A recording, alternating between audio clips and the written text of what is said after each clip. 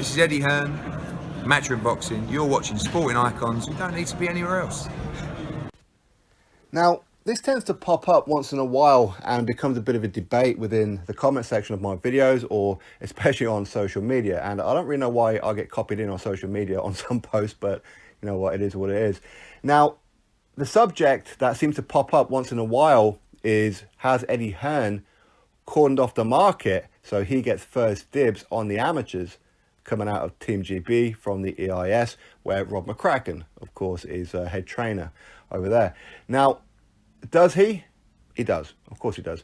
But is it a case of he does because of Rob McCracken, because he's got people behind the scenes working at it to try and convince certain fighters, maybe you should go Eddie Hearn, blah, blah, blah. No. And I know this for a fact, by the way, and it's not just an opinion, it's a fact. Now, for those of you who've been watching me for quite some time, you'll know that a lot of the people that I speak to are part of Team GB, or their prospects coming through, or their amateurs and what have you as well. Now, not everybody features on the channel, but I do speak to them, whether that be through DMs on social media, whether we're texting or on a phone call, all that kind of thing. And whenever somebody's turning pro, the questions that I always ask are, the current trainer that you have in the amateur setup, is he or she also a professional trainer? There's a difference between amateur and professional, and I don't like the word amateur, because amateur is almost like you're not very good. That's not the case at all, okay? It's just a different wording. But amateur boxing, professional boxing, it is actually fairly different. Okay, yes, you are wearing boxing gloves and you are punching people in the head, but it's totally different. So a lot of amateurs will leave their current amateur setup and go with a pro. So the first question I ask is, what are you going to do? Are you going to stay at your gym? For example, if I spoke to the McCormack twins or Callum French, who are at Berkeley and they're going through the amateur system, and it will be, are you going to stay where you are, or are you going to be looking to change trainer? If you're looking to change trainer, the thing that I would say to them, and of course nobody else listens to me, I mean, who the hell am I, right? But what I would say, and I have said to quite a few people, is go look at as many trainers as you possibly can. Don't just walk into the first gym or go by a friend of yours say so. No, don't do that. Go spend 2 or 3 days with as many different trainers as you possibly can. Then take a couple of days off at the end and think about it. Who do you want to be with? Because this could be your trainer going forward for quite some time. You don't want to be hopping from trainer to trainer. You don't want to be doing that. If you're up here in the Northeast, which is why I brought up, say, the McCormack twins, where you got Luke and Pat and Callum French, that come from Berkeley, and when they turn pro, which I imagine that they probably will after the Olympics and that, especially the McCormack twins, I don't know about Callum French. I don't know whether or not that he's going to try and wait out like another 3 or 4 years and go to the next Olympics and that. Maybe he will, maybe he won't, I don't know. But I would say to the McCormacks, go spend a couple of days with Nick Gitters. Go spend a couple of days with Glenn McCory. Go spend a couple of days with Mark Cluzel. Go spend a couple of days with Job and this, that and the other up here in the Northeast. If you're planning on staying in the Northeast, if you fancy moving down south a bit more, cool.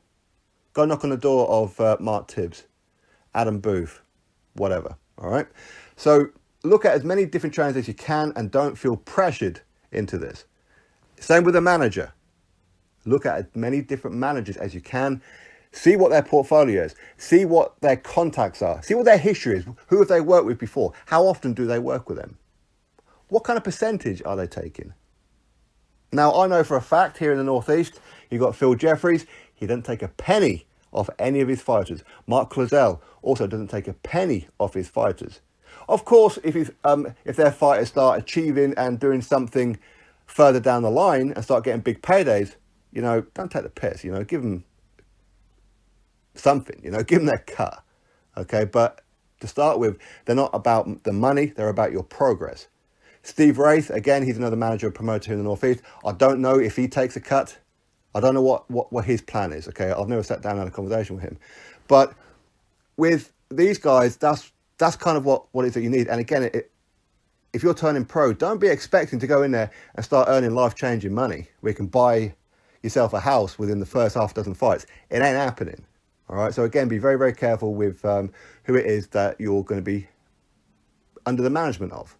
And for me, I would advise many trainers out there, the trainers who spend all day, every day with their fighters, get your damn management license.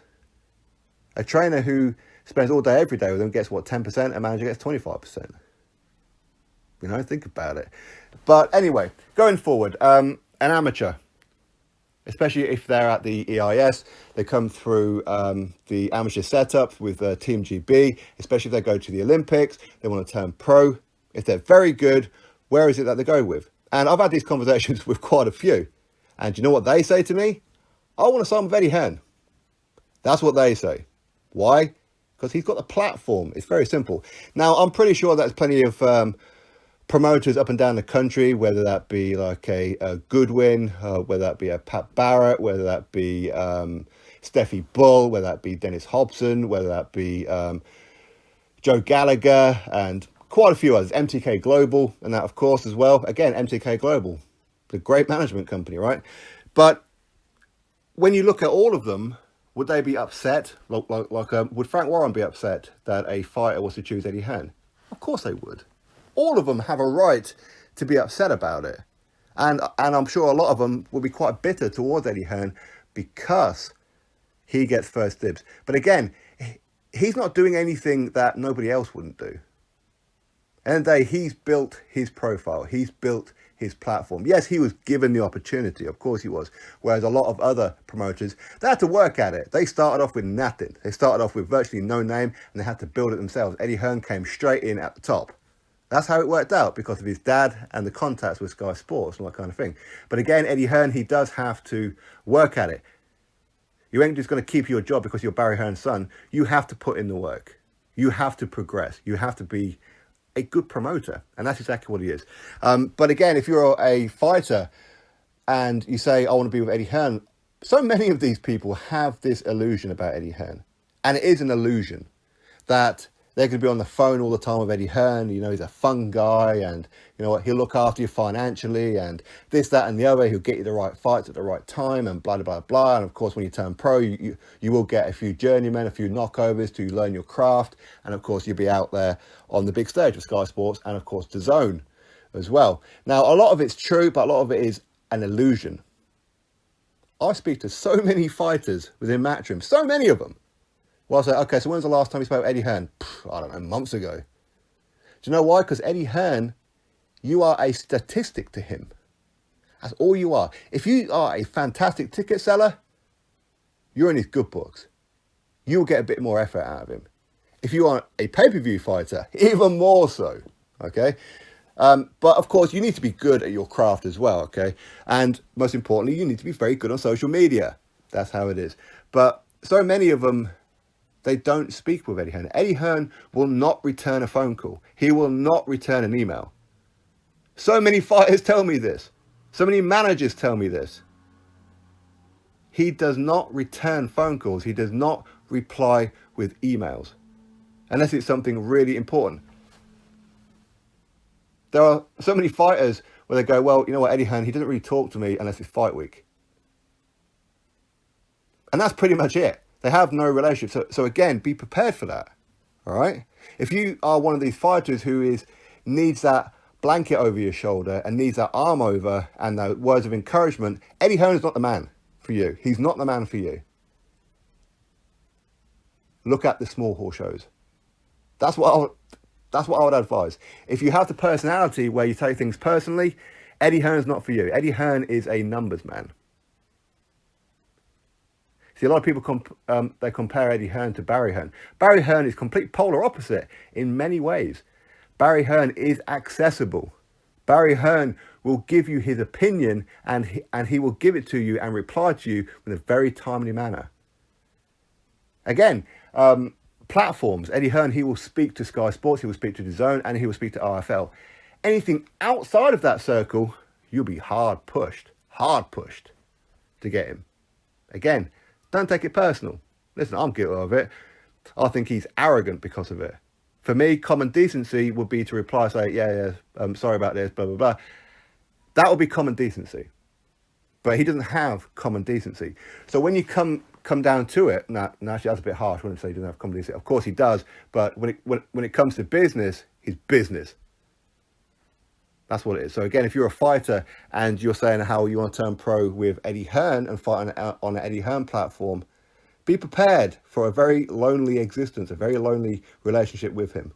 All right, so it's not all fun and roses. Unless you're Anthony Joshua, it ain't fun and roses. It really isn't. Now, there will be quite a few promoters up there who say, well, why is it Eddie Hearn, he has the market from the EIS?